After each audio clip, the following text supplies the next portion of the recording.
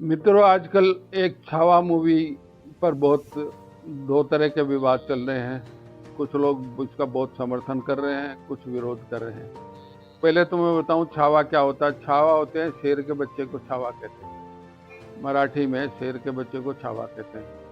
ये शिवाजी, छत्रपति वीर शिवाजी के लड़के संभाजी के ऊपर ये बनी हुई फिल्म है। इस फिल्म में मैंने एक दो टिप्पणियां सुनी कुछ लोगों की। उन्होंने कहा औरंगजेब को क्यों दोष देते हो, हर राजा ऐसा ही करता है।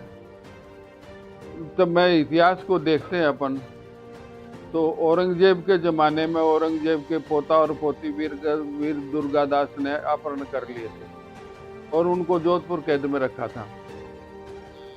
जोधपुर कैद से छूटने के बाद वो जब औरंगजेब के पास गए तो औरंगजेब ने एक मौलवी को बुलाया, ज्ञानी को बुलाया कि भाई इन मेरे बच्चों को इस्लाम के बारे में पढ़ाओ। तो औरंगजेब के पोता पोते ने कहा हम तो इस्लाम के बारे में बहुत पढ़ चुके, जानते हैं। कैसे कि हमको बाबा दुर्गादास ने, बाबा कहते थे, बाबा दुर्गादास ने हमारे लिए टीचर लगा रखे थे इस्लाम के अध्ययन के लिए और वो हमको पढ़ाते थे और हम जानते हैं। और बड़े आश्चर्यचकित हुआ औरंगजेब। अब इसके विपरीत देखो, औरंगजेब की कैद में संभाजी आ गए तो वो हर दूसरे तीसरे दिन पूछते थे, बोलो इस्लाम कबूल करोगे या नहीं करोगे। बोले नहीं करूंगा तो उसके नाखून उखाड़े, उसके और बाल उखाड़े, चमड़ी को तपाया, परेशान करा। ये क्रूरता दिखाई और फिर आंखें फोड़ दी। ये ऐसी, लोग कहते हैं कि भाई एक जीतने वाला राजा हारने वाले राजा के साथ ऐसा करते ही है, लेकिन अपनी भारतीय संस्कृति में ऐसे उदाहरण बहुत कम मिलते हैं और इतने क्रूर उदाहरण तो कहीं भी नहीं मिलते हैं जैसे औरंगजेब ने किया। अब औरंगजेब ने अपने सगे भाई का सिर काट के अपने बाप को भेंट में भेजा। वो संस्कृति को उस संस्कृति से तुलना करो कि वो राजा दशरथ ने कह दिया भाई मैंने मेरी पत्नी को वचन दे दिया है, राम तुमको 14 वर्ष वनवास जाना होगा और भरत राजा बनेगा। कोई एक सेकंड की परवाह के बिना राम ने कहा हाँ बिल्कुल मैं जाऊंगा। फिर सीता ने कहा मैं भी साथ चलूंगी। फिर लक्ष्मण भैया ने कहा मैं भी साथ चलूंगा। और भरत को जब बुलाया उसकी माता के कहने आ जाओ तुम राजा बन जाओ, तो भरत ने अपनी माँ को बुरा बुला कहा कि मेरे बड़े भाई से राज छीन के मुझे देते हो, तुमको माँ शर्म नहीं आई, तुमने मुझे कलंकित कर दिया। और 14 वर्ष राम वनवास में रहे तो 14 वर्ष तक भरत महल में नहीं रहे, शहर के बाहर झोपड़ी बना के उस झोपड़ी में रहे और बिल्कुल उसी हालत में रहे जैसे वनवास में जिस हालत में राम रहेंगे उस हालत में भरत रहेंगे। फल फ्रूट से गुजारा भरत ने किया। तो ये समझने की है।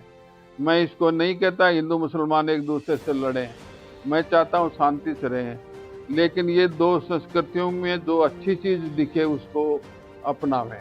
मुसलमान भी राम की ये जो मर्यादा है, परिवार की मर्यादा है, वो अपनावें।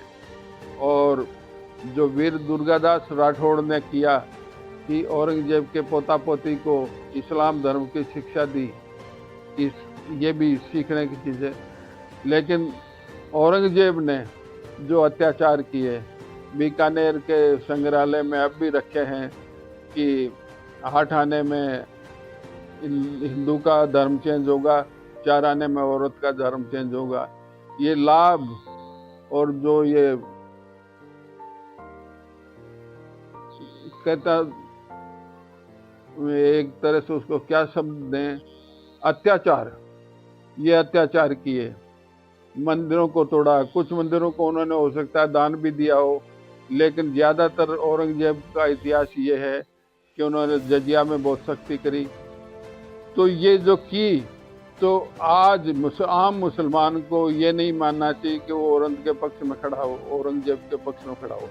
आम मुसलमान को ये समझना चाहिए हमारे अच्छे पूर्वज औरंगजेब नहीं थे, हमारे अच्छे पूर्वज दूसरे थे। हमारे आदर्श जो है कलाम हैं, डॉक्टर कलाम हैं। हमारे आदर्श बिस्मिल्लाह हैं।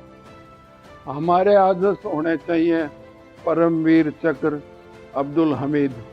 हमारे आदर्श होने चाहिए वो सब लोग जो धार्मिक कट्टरता से बाहर निकल के भाई भाई को साथ रखना चाहते हैं।